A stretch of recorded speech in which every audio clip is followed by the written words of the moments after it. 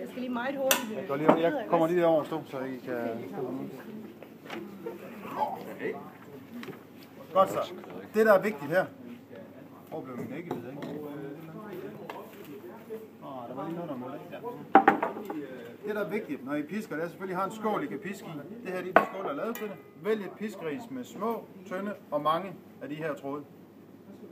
Chokoladen har jeg smeltet stille ordentligt. Chokoladen må ikke komme over 55 grader.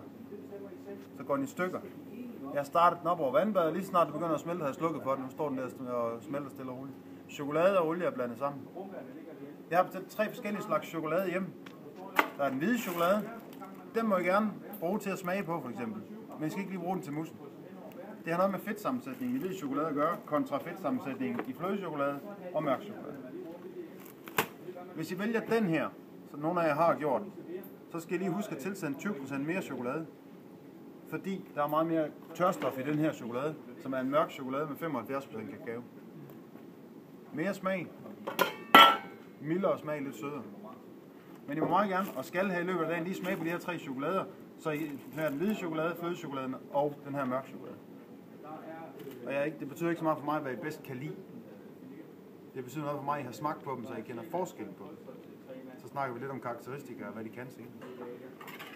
Når nu I har smeltet jeres chokolade, så har vi sukkeren klar. Jeg har en skål klar til at komme mussen over i. Og det eneste, der skal ske, det er, at jeg pisker den her. Når den begynder at komme op i volumen, så tilsætter jeg sukkeren.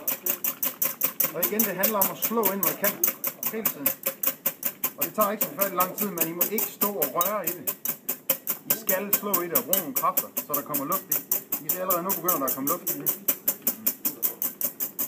Og det er vigtigt, at den her er pisket til fuld volumen, ellers kan den ikke binde chokoladen.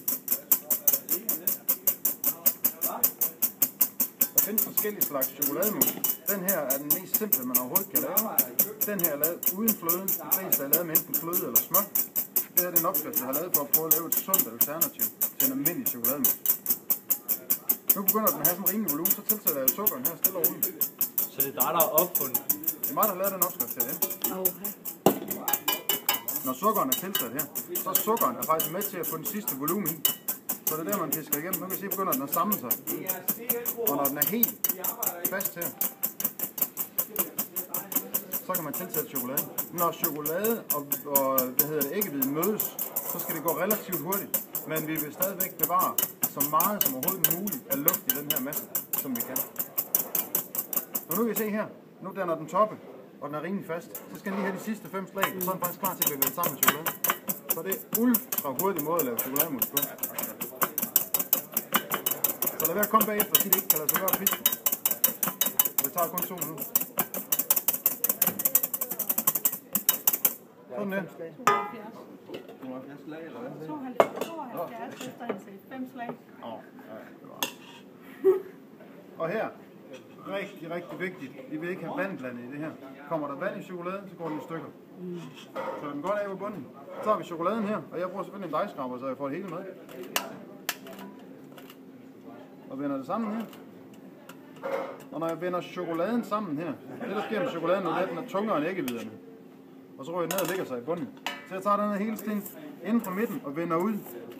Inden fra midten og vender ud. Jeg får mest muligt chokolade ud og mest muligt luft i. Og lige så snart den her er ensartet, og der ikke mere kommer det her mørke chokolade frem, så skal den ikke vendes mere sammen. For jo mere man vender det sammen, jo mere luft mister man i det. Og jo mere tung bliver chokolademusen her. Så når den er ensartet, som den er her, så er det det. Så tager vi den her, og igen, brug dejskraberen.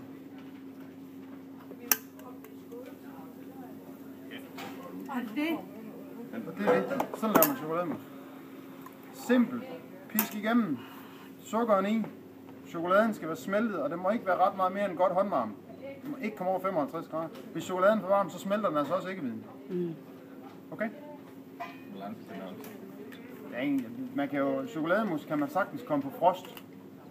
Musser og cremer og fromage og sådan noget har det faktisk okay med at være på frost. Det sker der ikke noget ved.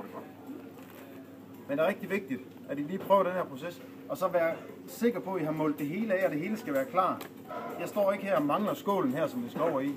står ikke og mangler sukkeret, står ikke og mangler piskeris eller dejskraberen. Det hele er klar. Gå i gang med det. Få det væk. Yes, værsgo. Ja, tak.